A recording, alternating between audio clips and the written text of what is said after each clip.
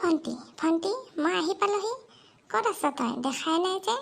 ঘৰত কোনো নাই নে কিনো? ভণ্টি ৰিমঝিম ভণ্টি মই আহি পালোহি, চাহি। বাইদেউ আহি পালি তই? ইমান দিনৰ মই দেখিছোঁ তোক, অত দিনৰ পৰা যে তোক দেখা নাই পিছে এবাৰ কেইদিনৰ কাৰণে থকাকৈ আহিলি? মই আগতীয়াকৈ সুধি লৈছোঁ দেই, তই কিন্তু আহিলে জল্দিকৈ যাগৈ। আৰু লগত ইহঁতকো অনা নাই যে, ভাগিনকেইটাকো কিয় নানিলি? এবাৰ মানে তই জল্দি যোৱা প্লেনিং হা? নহয়, এবাৰ জল্দি যোৱা প্লেনিং নহয়, থাকিম কমচে 15 দিনমানকৈ থাকিম। এই ল'ৰা ছোৱালীকেইটাৰ গৰম বন্ধ দিলে নহয়, সিহঁতক বাপেকৰহঁতৰ লগত থৈ আহিছোঁ। সিহঁতে মানে পেহীয়েকৰ ঘৰলৈকে যাব।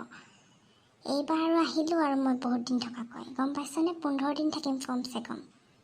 আৰু লগত বহুতকেইটাক কিবা কিবি লৈও আহিছোঁ বস্তু চস্তু। ঘৰতে কঁঠাল চঠাল আছিলে, এইবিলাকো লৈ আনিছোঁ তোলৈকে।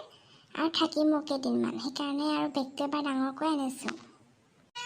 হয় নেকি? নহ'লে এবাৰ বহুত দিন থাকিব লাগিব দেই তই। আমি ফুৰিবলৈকে যাম দেই, সেইফালে হেৰিখন যাম, কি কয় কি আছিল নতুনকৈ এখন মানে পাৰ্ক খুলিছে, সেই তালৈকে যাম। হ'ব, মই এইবিলাক চব প্লেনিং কৰি আহিছোঁ। এবাৰ চব ঘূৰিম, খাম, এবাৰ ঠিকছে এনজয় কৰিম এবাৰ। ইমান আৰু ঘৰত ষ্ট্ৰেছ লৈ থাকিব নোৱাৰি দেই। তাত থাকিলে আৰু মই পাগলহে হ'ম, সেইকাৰণে আহিছোঁ আকৌ তোৰ ঘৰলৈকে। এতিয়া তই বহুত দূৰৰ পৰা আহিছ নহয়, যা অলপ ৰেষ্ট লৈ গৈ যা তই। মই কৈ দিওঁ ৰামুক ৰুমটো তোক ঠিক কৰি দিওঁ, গেষ্ট ৰুমটোতে থাকিবি তই। গৈ আছোঁ, গৈ পেলাই মুখ হাতখিনি ধুই ল'ম, অলপ পিছত গৈ আছোঁ। এতিয়া আহিছোঁহে, ইমান টাইম বহিব লগা হৈছেও বাছখনতে, গোটেই ভৰি চৰি বিষ উঠি গৈছে জানানে? সেই নিজৰ গাড়ী নহ'লে আৰু এনেকুৱাই। আগৰ পৰা ক'ব লাগে তই, আৰু ছাডেনলি কালি তই ফোন কৰিছ মোক বোলে আহি আছোঁ বুলি, সেইকাৰণেহে। নহ'লেতো আমাৰ গাড়ীখন থাকে, মানে মানুহজনে এফালে কামত লৈ গৈছে মানে, সেইকাৰণেহে মানে ঘৰত নাই, দুদিনৰ কাৰণে মানে ওলাই গৈছে, সেই নাহে মানে, সেইকাৰণেহে। নহ'লেতো আমাৰ গাড়ীখনতে তই আহিব পাৰ।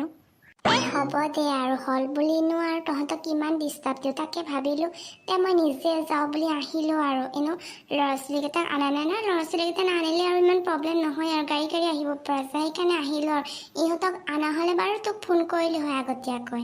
দে বাৰু, মই অকলে গৈ আছোঁ যিহেতু, আৰু ফোন নকৰোঁ, নিজে যাওঁ বুলি এনেকৈ ভাবিলোঁ আৰু মানে।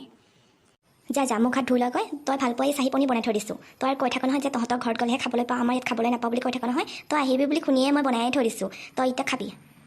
হয়নে? চাহি পনীৰ বনাইছ তই মোৰ কাৰণে? বা, মোৰ ভনীজনী মোৰ কাৰণে বহুত খেয়াল ৰাখে দেই।